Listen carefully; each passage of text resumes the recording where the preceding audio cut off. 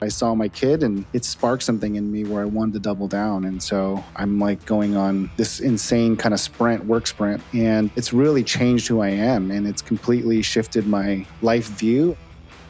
So many high achievers pour everything into their careers only to wake up exhausted, disconnected, and wondering if the success was worth the sacrifice. But what if you could build thriving businesses and be fully present for the moments that matter most? Today's guest, Young Han, is proving it's possible. After shaping the growth of giants like Apple, Starbucks, and Phil's Coffee and founding his own multi-million-dollar ventures, Young discovered that true wealth comes from integration, not balance.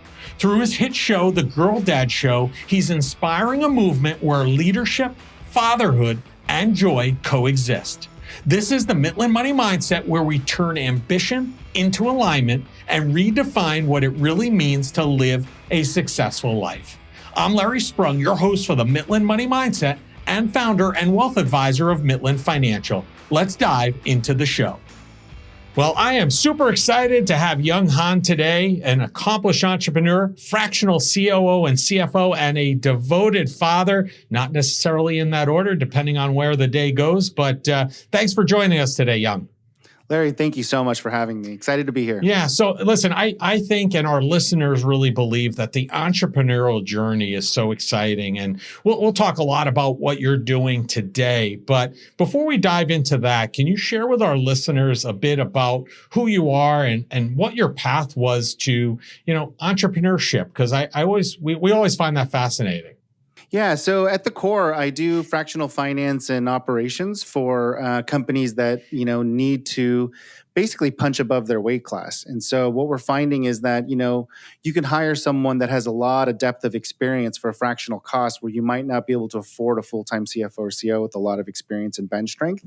And this allows you to basically compartmentalize that time and cost to the exact things that you need to help you scale.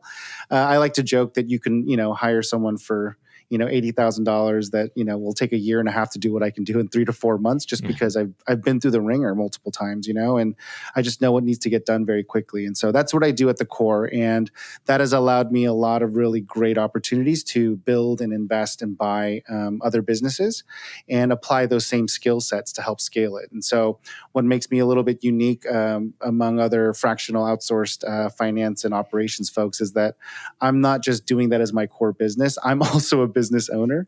I also have payroll, I have debt servicing, I have COGS, I have gross margins to worry about. And so I'm also an owner and founder and entrepreneur myself. And I also help other owners and entrepreneurs scale up as well. So that's what I do at the core. And then to answer your second part about how I started my journey, I'd have to say my father. I got a chance to watch this man, start from very, very modest beginnings. We grew up fairly poor. We grew up, typical immigrant story. He was able to immigrate here and was able to start a liquor store. And I watched this man, work blood, sweat, and tears and move us through the socioeconomic status and live out the American dream in one lifetime. And that was incredible for me to watch him do that. And I never really understood it until I became 18. And then I think the approachability of watching someone else do it made it much more accessible for me. And so I started my first business when I became an adult. So it sounds like, the entrepreneurial spirit was alive and well in your household, and you had really good role models to kind of emulate and learn from, no? Yeah, I definitely had a good role model for sure. And I definitely saw the good and the bad, and it still interested me, and I think that what interested me the most was the ability to control your outcomes and be able to kind of dictate how hard you work and how hard you scale up and grow. And that was really interesting. But I will say that I also saw the hardships. I mean, it was not something that was easy for my father to do as well. It wasn't like you just put in more hours and you got more money. There was a lot of luck, a lot of skill, a lot of things that you had to see, and you got to see the ups and downs of being an entrepreneur. And so I definitely was more exposed to it than my peers, for sure. Yeah, and like they say, you got to see both what was above the water and what was below the water with regard to the iceberg. So that's which many Yeah, people don't get that ability to see that sometimes and think it's absolutely. all above the water and then it's all good. Absolutely. So Yeah. let's shift for a second to when you became a dad, Hmm. because you talk about you felt a huge shift in your identity and that what mattered to you really transformed. Can you share a little bit about that? I find that, being a parent is very, very time consuming, and building a business is also very time consuming. So it's really hard to do both well. But I will say that, it seems like people, have kind of like a twofold, they either slow down so they can focus more on a balanced life and being able to be more present for their kids, or they double down and try to like go even harder. And I think I'm nothing special in the sense that I saw my kid and it sparked something in me where I wanted to double down. And so I'm like going on this insane kind of work sprint, and it's really changed who I am, and it's completely shifted my life view. And if you had met me even 5 years ago, I'd be almost a completely different person. And so it's completely a catalyst for a massive amount of change and reinvention in who I am. It also didn't help that I was turned 40, so I also had a midlife crisis at the same time. So a lot of things were happening all at once. But yeah, I was a new dad. I turned 40, and I just had this massive catalyst of changes that I wanted to spark. And I decided to move my family from, San Francisco to a small town America where, we live in the country, and my kids are growing up in a much slower pace. And I'm building more service businesses than going down the venture VC route, scaling hypergrowth companies. Right. Now, Yeah. so, I think it's interesting because a lot of people talk about these things and, Mm. Reevaluating things when they become a father and change, Mm-hmm. and maybe even when they're 40, having that midlife crisis and reflection on who Mm-hmm. they are. But I think that for as many people who go through that process, I think you did something interesting, which is you took action on that. And I feel like a lot of people go through that process, but a lot of times don't take really any meaningful action in the direction that, they reflect on. So, I mean, what was like the aha moment for you that pushed you really to make that change? And, Yeah. was it as simple as what you just discussed, or was there more to it? No, I'm going to be very vulnerable here, so I apologize if Well, we appreciate it. yeah, if I frustrate people with this commentary. But I will say that I felt very blessed, right? I felt very fortunate that I had a lifestyle and enough job experience where I felt very confident that if I lost my job, or if I failed a business, or I failed to do something, my rock bottom was so high because I had a network and a core set of competencies that I developed through being in Silicon Valley and scaling all these hypergrowth startups, raising this venture funding, and just doing a lot of unique things that I had competencies and network. So worst case scenario is that it would take me 4, maybe 6 weeks to find a very high paying job. And that was a very that's a very high rock bottom in my mind. And the justification and the sales pitch I gave my wife was, we need to go do something with this privilege, because not everyone has this privilege to be, a vice president or COO of a high growth tech company. And, and we need to go try to do something more with our lives, because think about all the Americans that don't have that privilege. And so that sales pitch worked, and I convinced her to pack up our stuff and caravan to small town Texas, where we live now, and lower our cost of living drastically. And so we lowered our cost of living drastically, and then I started focusing on building my income as high as I could to create a delta so I could start investing. Sure. But the idea behind this was really around just doing something more than I had, because I could always go back to that if I failed. Right. And so the idea behind it was really around financial freedom. And so I could,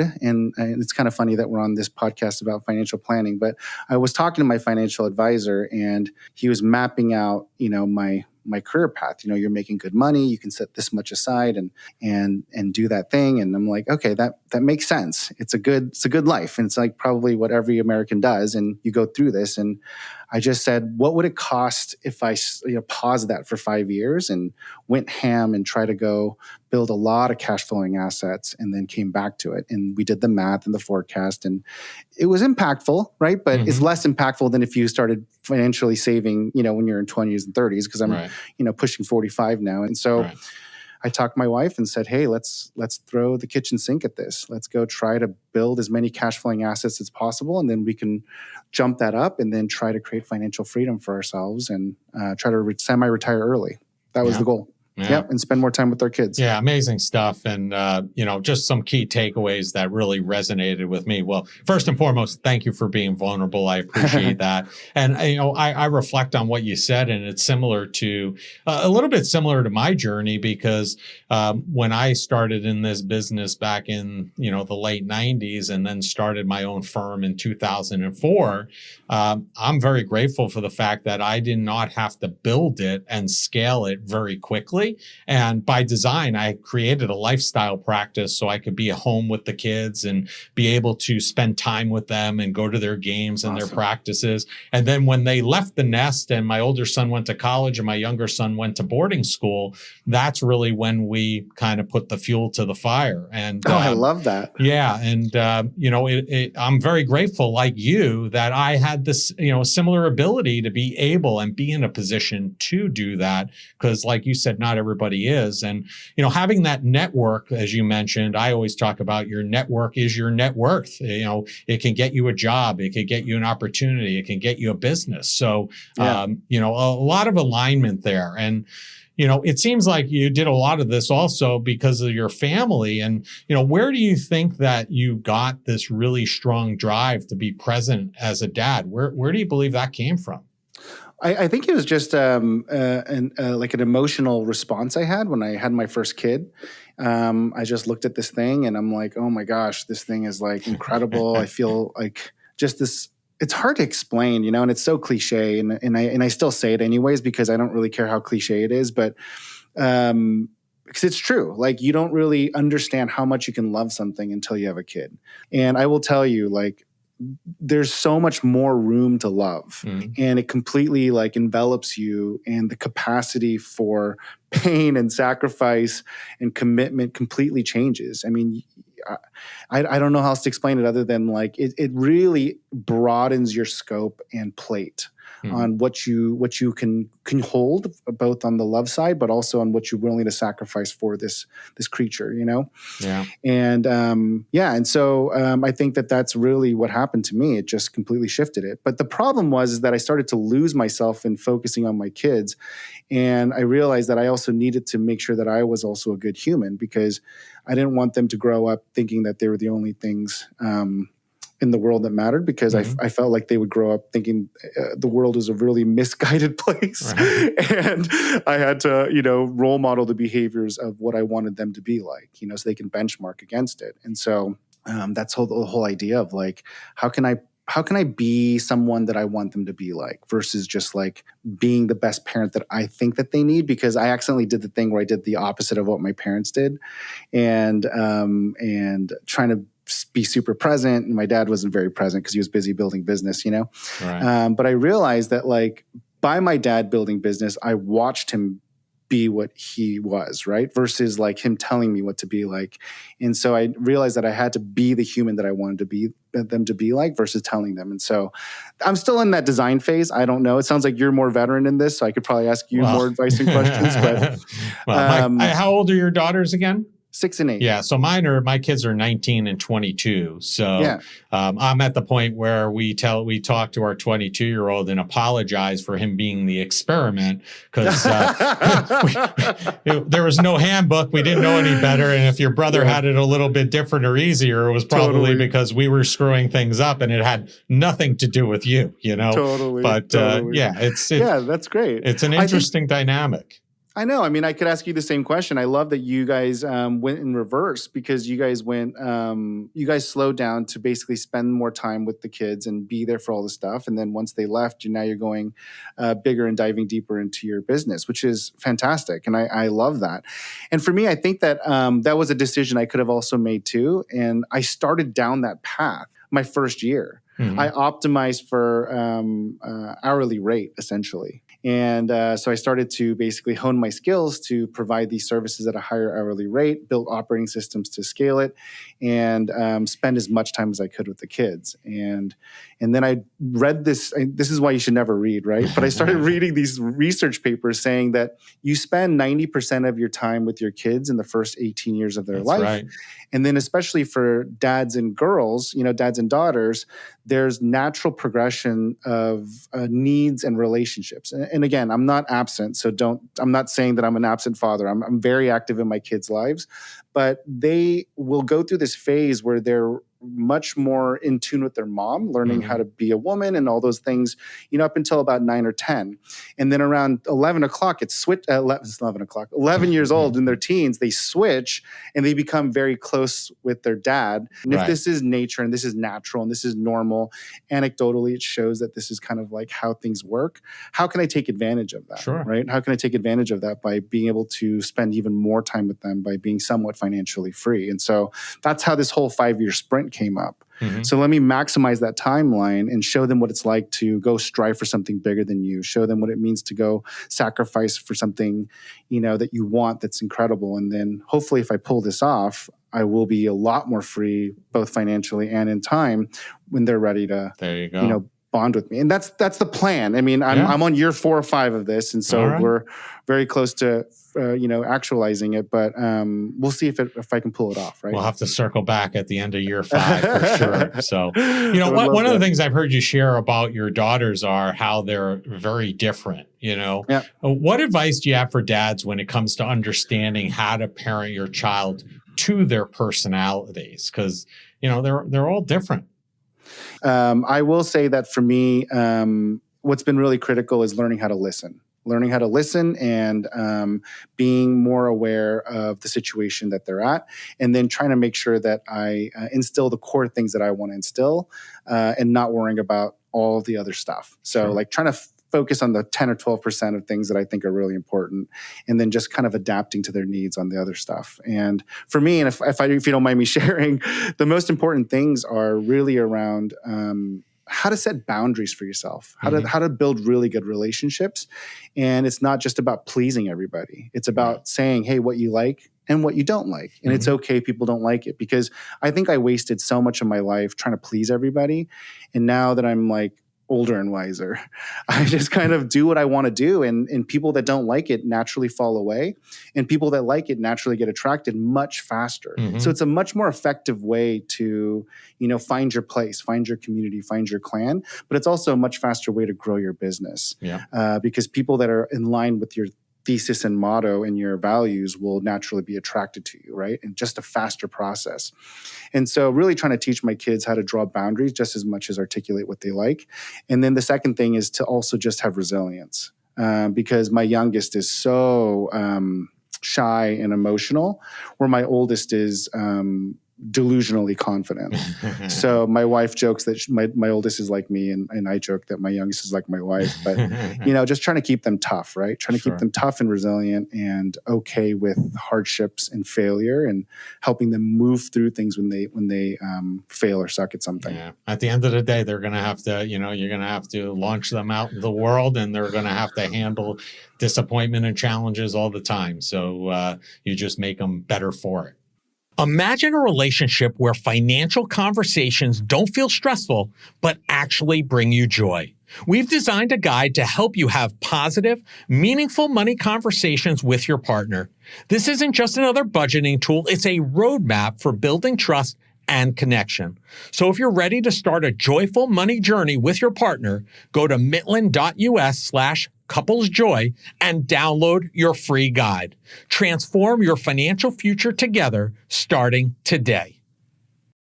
One of the things you mentioned earlier was community, right? And I think that's so important. And you talk about the power of being a dad, and the level of love and connection you speak about, I think, is something that, not a lot of men really talk about that often. And I myself found a community of dads open up about the power of fatherhood with a group called Rebel Dads, stands for Resilient Entrepreneur Balanced Leaders.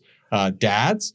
What do you think allowed you to? So funny. I just met with Adam and Derek Oh, literally last week. that's so funny. Small world. You should be a rebel dad. You really should. I just found out about him last week. I'm going to have him on the podcast, the Girl Dad Show, and I'm going to try to go to the Necker Island retreat. I'm talking to my wife about it as we speak. But Wow. yeah, that's so funny. What a small world. I just got connected with That's him last awesome. week. Well, hopefully I'll meet you in January. I'll see you there because so my fun. wife and I are going for our second time. It was that good, and I think you'd be perfect for our group.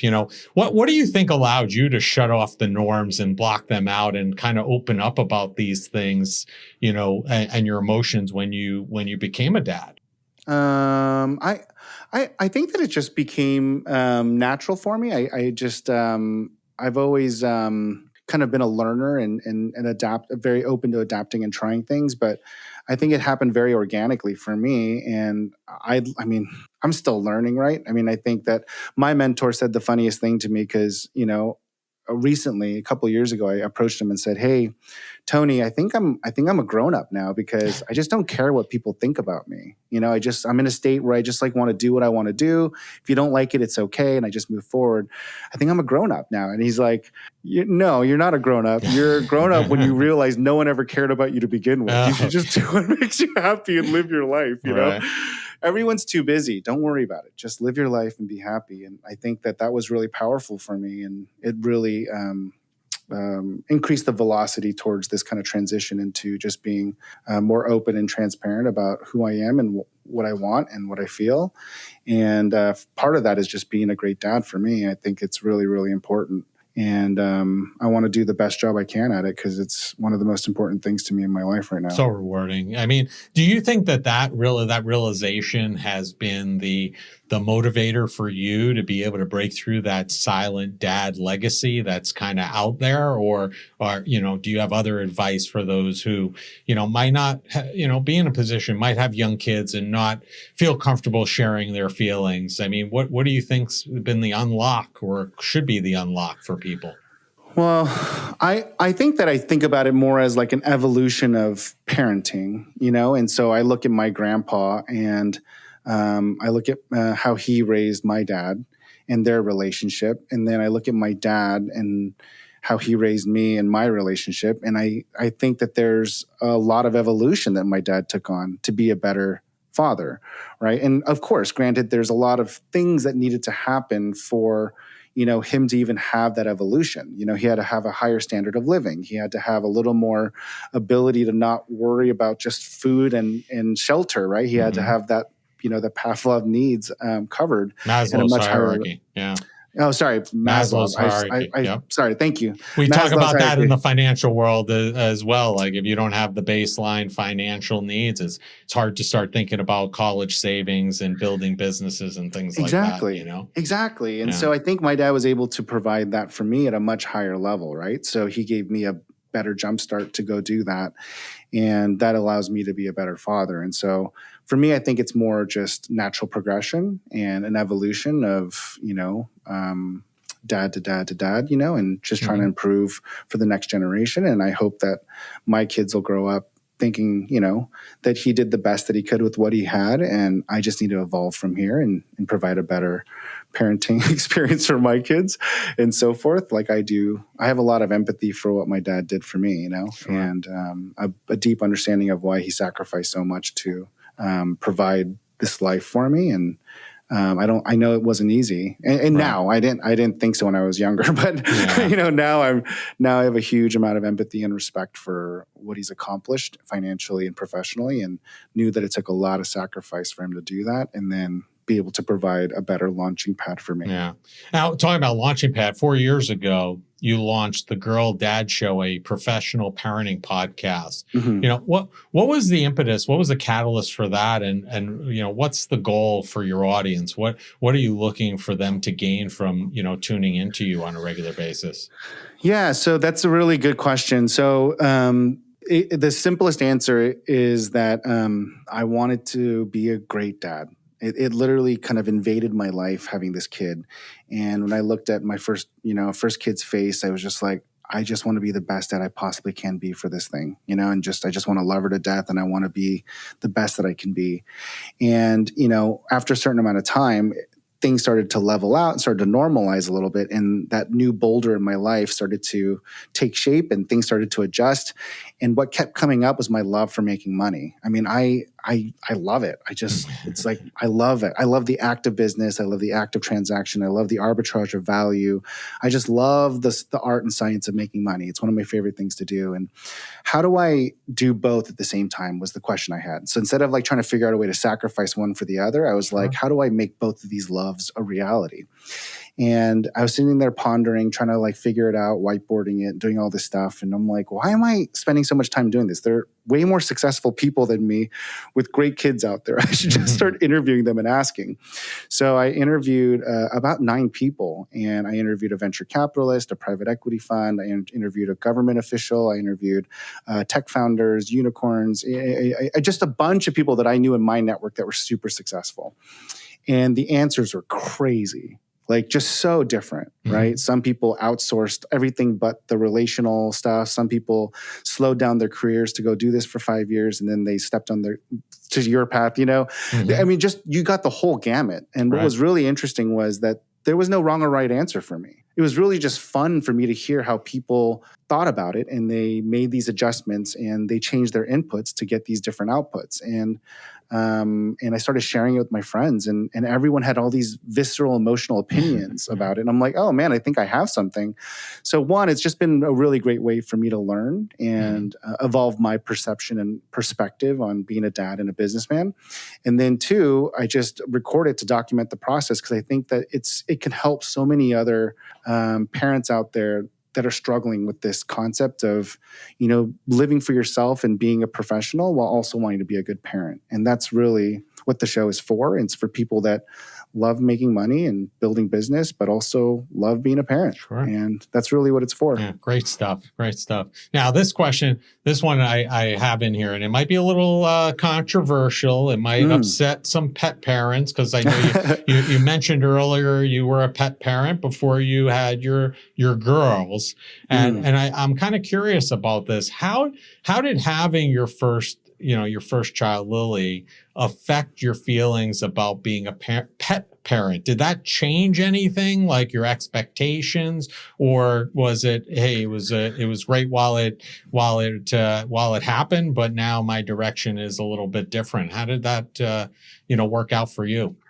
I'm going to probably anger a lot of people by saying this, but if I'm being truly vulnerable and transparent, the love for my dogs was massive. I mean, I love my dogs probably more than was normal or acceptable societally. I love them. And I will tell you, it was shadowed by my love for my kids. Right. But I think a dog is a great addition to the family, right? It's and I think it's really great for my kids as well to have something depend on them, so they're not the only ones that are dependent, but they're also responsible in some ways. And I think that it's really good for teaching core values, and it's really good for teaching habits. Right. And so, and not to say that it's just a science experiment for my kids, but it's also part of our family, right? Sure. To be able to show them what it's like to have a pet. I think that's also a really valuable lesson in life. Yeah, great stuff. Yeah, I grew up with a dog, but my kids did not have that pleasure because they decided to take up the sport of ice hockey at a very young age, and we were never home on weekends, so there was nobody to take care of the dogs. Listen, we've talked a lot about a lot of joyful things in your life and what's going on, and we end our show with asking each of our guests the same final question because we are all about joy, and that is, what did you do today that brought you joy and put you in the right mindset for success? Oh, that's great. I do, as cliche as it is, I do daily affirmations and I pray every morning. So I do daily affirmations and pray and then stretch. And that always helps me set up for success, right? Sounds like a great way. Yeah, I just do morning stretches because I'm getting older and my body needs to stretch now. And I just need to maintain what I have, and so I do that every morning. And then I just talk to myself about, what are my major goals and what I'm doing this for and how to like achieve those things in the right way. And then I pray to God and, Sounds amazing. Ask for his guidance and love and blessing and hope that I can do the best that I can with what I have. Well, make sure you keep stretching, especially if you're going to get on the soccer pitch and decide to kick the ball around, because you'll need that limberness for those events. So seriously, yeah. It's been a pleasure having you on Young, and we're going to have all of your information in the show notes. But if people want to learn more about you, connect with you, what's the easiest and the best way for them to do that? So the fastest way it's not the easiest, but the fastest way is alwayshan.com. So it's always Han, my last name, HAN.com. It's a play on words that I'm always on. And so that way you can go there and it'll show you the myriad of ways you can work with me. I own and operate 13 businesses right now, and I'm opening 3 a year. So I'm launching a new business actually in January, and so on and so forth. So I'll just keep building these businesses until I can cash flow and set myself financially free. But that is the best way to reach me if you want to work with me, because it'll tell you if you need fractional finance or if you need coaching or if you need podcasting or whatever that may be. That's the best way to reach me for whatever it is you need. And if you want to just stay in touch, that's also a great place because you can subscribe to my weekly newsletter. Amazing. Well, and we'll have all that information in the show notes as well. And we appreciate you taking out the time to spend with us today. We thank you very much and enjoy the rest of your day. Thank you so much for having me. This was really great. Thank you. Young, thank you for sharing your powerful journey and for reminding us that success isn't about choosing between ambition and connection. It's about building a life where both thrive. Your insight on work-life integration, leadership, and fatherhood are a true inspiration for anyone striving to live with more purpose and joy. It's been an honor having you on the Midland Money Mindset. Young Han and everything he's up to can be found across most social media platforms. All the contact information needed to find them can be found in the show notes.